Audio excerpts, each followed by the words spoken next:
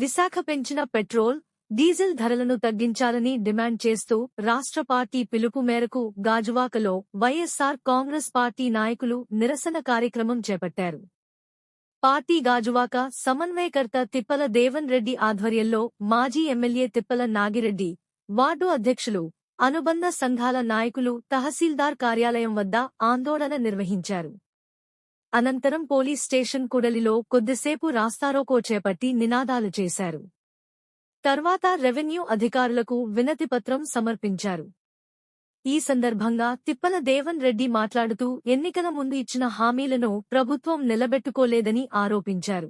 Gas, petrol, diesel ధరల నియంత్రణలో కూటమి ప్రభుత్వం విఫలమైందని విమర్శించారు. రాష్ట్రంలో అభివృద్ధి కార్యక్రమాలు నిర్లక్ష్యానికి గురవుతున్నాయని ఆరోపిస్తూ 2029 ఎన్నికల్లో వైసీపీ మళ్లీ అధికారంలోకి వస్తుందనే నమ్మకం వ్యక్తం చేశారు. ఈ కార్యక్రమంలో మాడ్డుపూడి పరదేశి, పల్లా చిన్నతల్లి, నక్క రమణ, ధర్మాల శ్రీనివాస్, మహేశ్వర్ రెడ్డి, రోజారాణి, కొయ్య భారతి, ఎన్నేటి రమణ, జీవి రమణారెడ్డి తదితరులు పాల్గొన్నారు. ఆధ్వర్యంలో ఈ యొక్క ఏదైతే పెట్రోల్, డీజిల్, గ్యాస్ ధరలు పెంచడం వలన మరి సామాన్య ప్రజలకు కానీ అటు మధ్యతరగతి ప్రజలకు కానీ అందరికీ కూడా పెనుభారంగా ఈ యొక్క ప్రభుత్వం ఏదైతే ఈ యొక్క కూటమి ప్రభుత్వం ఉన్నదో వాళ్ళు ఎలక్షన్ ముందు ఇచ్చినటువంటి హామీలు, మేము అధికారంలోకి వస్తే పెట్రోల్, డీజిల్ రేట్లు పెంచమని, కరెంట్ ఛార్జీలు పెంచమని, గ్యాస్ ధరలు పెంచమని, ఉచితంగా బిలో పవర్టీ లైన్ అందరికీ కూడా ఉచితంగా 3 సిలిండర్లు ఇస్తామని ఇవన్నీ హామీలు ఇచ్చారు. మరి ఈరోజు చూస్తుంటే మరి ఏ విధంగా ఈ ప్రభుత్వం చేస్తున్నటువంటి కార్యక్రమాలన్నీ కూడా పేద ప్రజల్ని, మధ్యతరగతి ప్రజలను అందరినీ కూడా వాళ్ళ నడ్డు విరిచే విధంగా మరి ఈరోజు విపరీతంగా డీజిల్ ధరలు, పెట్రోల్ ధర పెంచడం, తద్వారా ఏంటంటే ఇప్పటికే నిత్యావసర వస్తువులు విపరీతంగా పెరిగిపోయాయి. ప్రజలు ఏమీ తినేటటువంటి పరిస్థితిలో లేరు.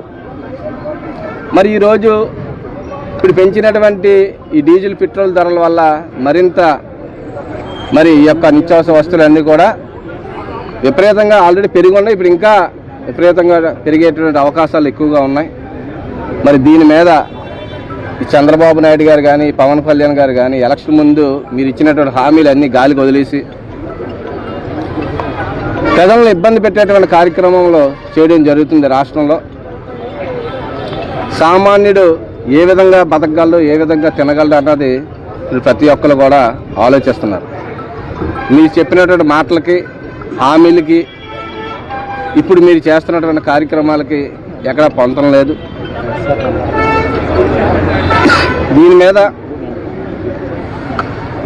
రాష్ట్ర ప్రజలందరూ కూడా చాలా ఇబ్బంది పడుతున్నారు. ఇప్పటికే నిత్యావసర వస్తువులు కానీ, మరి అదేవిధంగా ఈ యొక్క కూరగాయల ధరలు, మరి అదే కాకుండా మనం చూస్తున్నాం ఎక్కడ కూడా బిల్డింగ్లు కట్టుకునేటువంటి పరిస్థితి లేదు. ఎవరు కూడా మరి విపరీతమైనటువంటి ఈ సిమెంట్ ఛార్జీలు అన్నీ ఈ ఆటోమేటిక్గా డీజిల్ వల్ల మొత్తం అన్నీ కూడా రేట్లు పెరుగుతున్నాయి. ఈ రాష్ట్రంలో బాబు వస్తే జాబ్ అన్నారు, ఒకరికి జాబ్ లేదు. 50 సంవత్సరాలు దాటినటువంటి వాళ్ళందరికీ పెన్షన్ అన్నారు. 2 సంవత్సరాలు అయింది, ఇప్పటిదాకా కొత్త పెన్షన్ లేదు.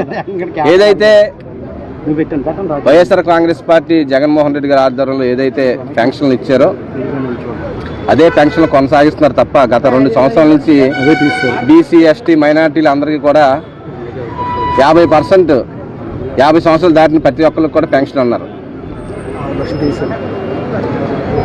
మరి అదే కాకుండా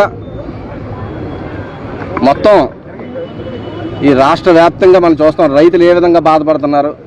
వాళ్ళకి సరైనటువంటి ధర ఇవ్వట్లేదు వాళ్ళ పంటకి.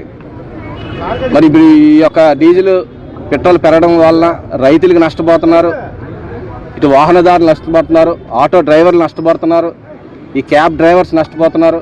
వీళ్ళందరికీ కూడా మీరు ఏం న్యాయం చేద్దాం అనుకుంటున్నారు? అసలు ఇప్పటికే చాలని బతుకుతున్నటువంటి ఈ ప్రజలందరినీ కూడా మీరు ఏ విధంగా రాబోయే రోజుల్లో ఈ ప్రజలందరూ కూడా మరి వాళ్ళు ఏ విధంగా బతుకుతారన్న ఆలోచన కూడా లేకుండా మీరు చేస్తున్నటువంటి ప్రతి కార్యక్రమం కూడా అంతా కూడా మోసం చేసి మొత్తం అధికారంలోకి వచ్చి ఇప్పుడు మీరు కరెంటు బిల్లు పెరిగిపోయి మొత్తం అన్ని ఛార్జెస్ పెంచారు. కరెంటు మీరు అధికారంలోకి వస్తే కరెంట్ ఛార్జీలు పెంచమన్నారు.